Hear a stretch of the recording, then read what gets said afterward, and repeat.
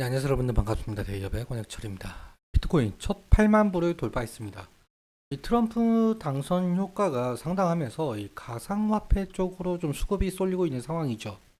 이 코인 불장으로 인해 오늘 우리 기술 투자도 이 상승의 그림을 좀 그려줬지만 금일은 좀 과열로 인해서 상승이 더뎠습니다.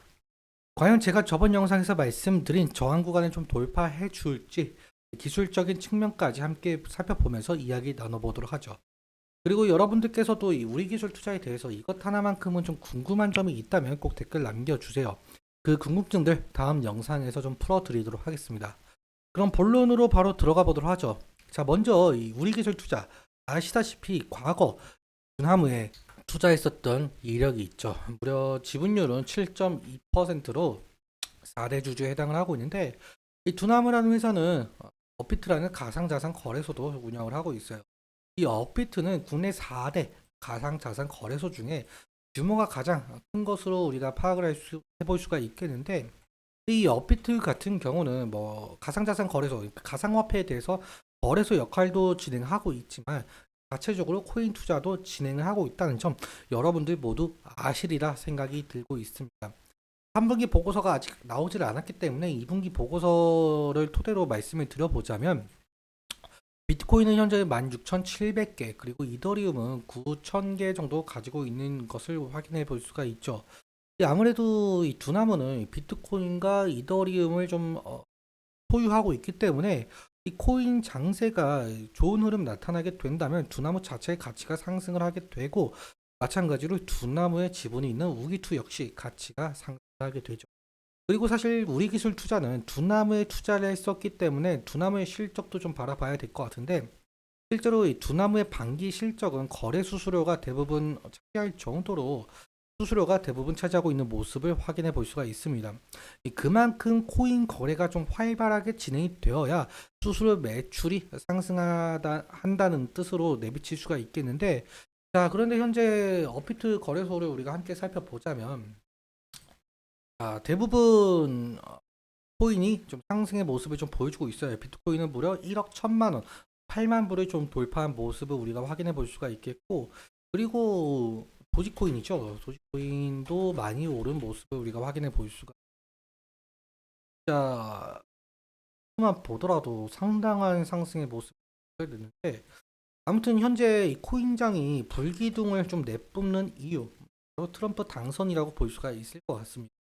여러분들도 아시다시피 트럼프 선거 유세에서 지속적으로 가상화폐에 대한 친화적인 공약을 세운 바가 있었습니다.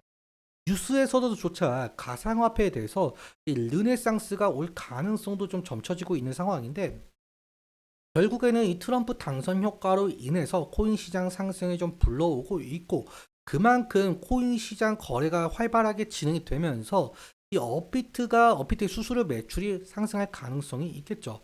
그렇다면은 이 우리 기술 투자가 이 두나무에 투자를 했었기 때문에 그 이슈로 이 조각을 받으면서 이 상승할 가능성 상당히 높을 것 같다. 이렇게 말씀을 드릴 수가 있을 것 같습니다. 그러면 마지막으로 이 기술적인 측면 좀 차트 보면서 말씀드려 보도록 할 텐데 자, 오늘은 우리 기술 투자가 단기 과열에 빠졌었죠. 단기 과열이라고 한다면은 30분 30분 단일가 매매죠. 가 매매. 이게 오늘 지정일이 11월 7일 날 지정이고 종료일은 오늘인데 자, 11월 7일이라고 한다면 이 가격대인 것 같아요. 그러니까 종가 기준 9,550원에서 오늘 가격대가 20% 이상 높을 경우에는 한 번 더 단일가 매매를 진행을 하게 되는데 오늘은 결국은 8%총 11월 7일 기준으로 9% 상승한 모습을 확인해 볼 수가 있습니다. 그렇다는 뜻은 결국엔 이 단일가 매매는 단기 과열 매매는 좀 종료가 될 것으로 우리가 판단해 볼 수가 있겠고 아무튼 제가 저번 영상에서 이 부분을 좀 말씀을 드렸을 거예요. 현재 지금 저항대가 상당히 많다. 그만큼 이 구간과 구간이죠. 구간 그리고 이 구간.